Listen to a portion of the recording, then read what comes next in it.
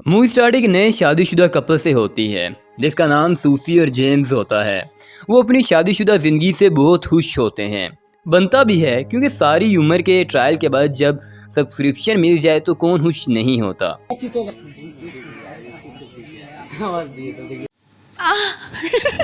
James अपने वालिद के ट्रस्ट फंड में काम करता होता है जो एक रिच बिजनेसमैन होता है।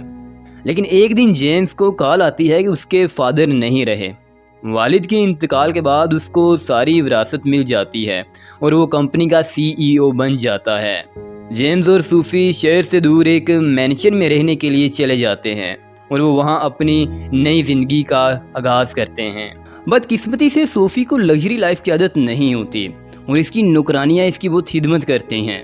लेकिन वो जेम्स के साथ हवेली में अकेला रहना चाहती है। मगर क्यों वो सारी मेट्स को फायर कर देती है। जब जेम्स को इस बात का पता चलता है तो वो बहुत मायूस होता है। वो भी कहता होगा कि आखिर इसको इतना गरीब और सादा ज़िंदगी का क्यों शौक हो रहा है। कहीं इसने सिंगिंग ऑडिशन में सिम्पथी गेन करके अन्नू मलिक को इम्प्रेस तो नहीं करना। वो इसे कहता है कि मुझे मेट्स की ज़रूरत होती है क्योंकि जब तुम घर नहीं होती तो मेरा कौन गर्म करेगा सालन। अरोड़ा मरोड़ा थूक लगा के खुसेड़ा। लेकिन आखिरकार सूफी को मिल जाता है जो उसको चाहिए और वो एक दूसरे की आग बुझाने में मसरूफ़ हो जाते हैं।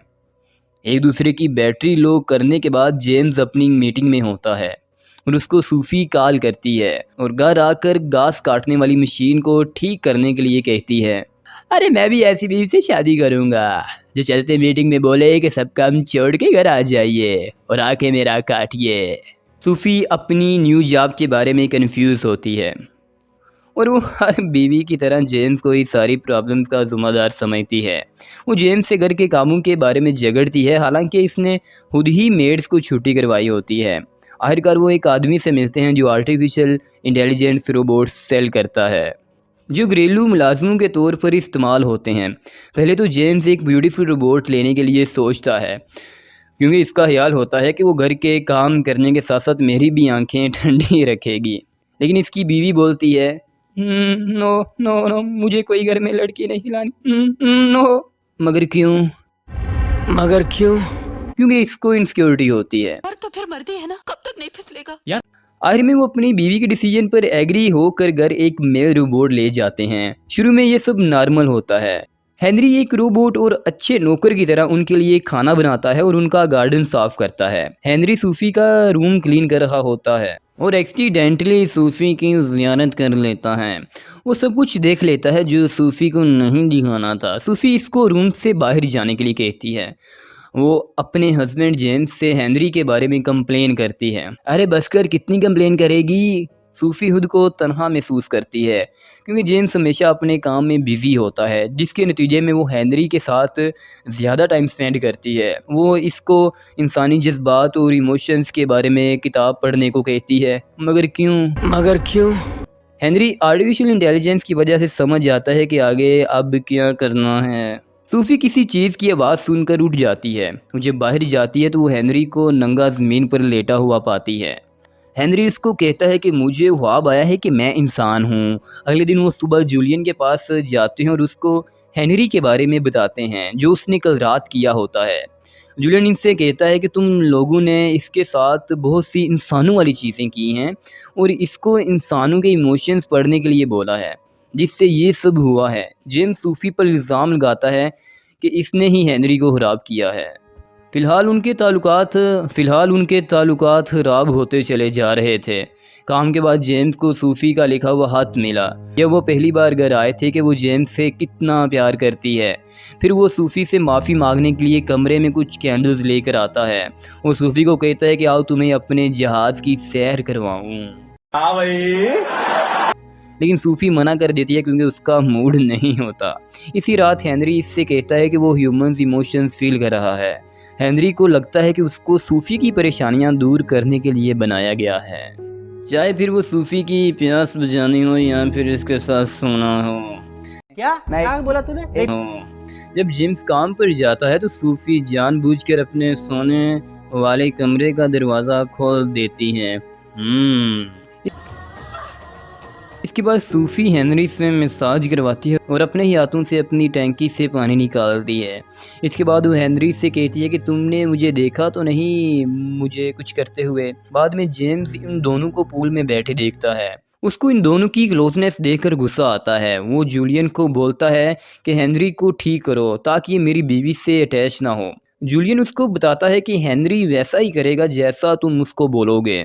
इस पर जेम्स हेनरी से गुस्से से बोलता है कि सूफी से दूर रहो।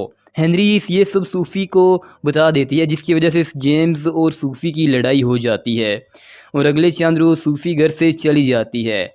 जेम्स जब नहा रहा होता है तो वो हेनरी से अपना रेज़र लाने के लिए बोलता है, जिस पर हेनरी नंगा रेज़र लेकर आ जाता है और फिर वो होता है जिसकी उम्मीद नहीं थी। मजबूरी में डाला है। चलते जाओ किसी को ना बताओ। इस वाक्य ने जेम्स को अपनी जेंडर पर सवाल उठाने के लिए मजबूर कर दिया।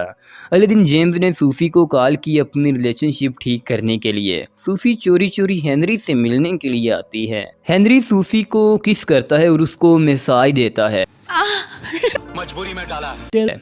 लेकिन जब वो उसको आई लव यू बोलता है जैसा कि जेम्स बोला करता था, वो ये सुनकर शॉक हो जाती है।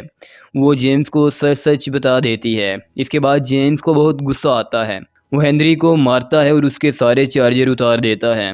अगले दिन जेम्स और सूफी जूलियन का इंतज़ार कर रहे होते हैं, लेकिन बहुत देर इंतज़ार करने के बाद जेम्स अपने काम पर चला जाता है। इस दिन हेनरी बहुत लेट उठता है। सूफी को इसके चार्जर दोबारा लगाने के लिए कहता है। उसके और जेम्स के दरमियान जो भी हुआ था वो सब सूफी को बताता है। जब सूफी घर नहीं थी, कुछ देर बाद जूलियन घर आता है, लेकिन सूफी जेम्स के ऑफिस चली जाती है। हेनरी मिरर में अपने आप को देखता है और अपने रोबोट होने पर खुद से सवाल करता है। जूलियन उसे बेड पर जाने के लिए बोलता है, लेकिन हेनरी उसकी बात नहीं मानता। उसको इस बात का भी एहसास होता है कि जूलियन इससे सब झूठ बोल रहा था। सूफी और जेम्स एक दूसरे से माफ़ी मांगते हैं। जेम्स सूफी को बताता है कि इसने अपनी हवस हेनरी पर निकाली क्योंकि तुम घर नहीं थे। मजबूरी में डाला है। आखिरकार वो एक दूसरे की गलतियां मुआफ़ कर देते हैं और घर वापस आते हैं और हेनरी को नंगा देखते हैं। उनको पता चलता है कि जूलियन एक फ्रॉड आदमी है। उसके सब रोबोट दर हकीकत असली इंसान हैं। क्या बोला? जूलियन इन सब को बचपन में पाला था और मेडिसिन देकर इनका ब्रेन वॉश कर दिया था और उनको ट्रेन किया था कि वो रोबोट्स हैं। जेम्स और सूफी FBI एजेंट के साथ जूलियन के घर जाते हैं उसको अरेस्ट करने के लिए। जूलियन उनको शॉटगन से शूट कर रहा था और जेम्स और सूफी को मारने के लिए निशाना लेता है। इसी दौरान हेनरी इसको मार देता है। इसके बाद हेनरी ने खुद को भी मार लिया। जेम्स और सूफी हेनरी के मरने पर बहुत सैड होते हैं। 5 साल बाद वो अपने बेटे के साथ होते हैं जिसका नाम उन्होंने हेनरी रखा होता है।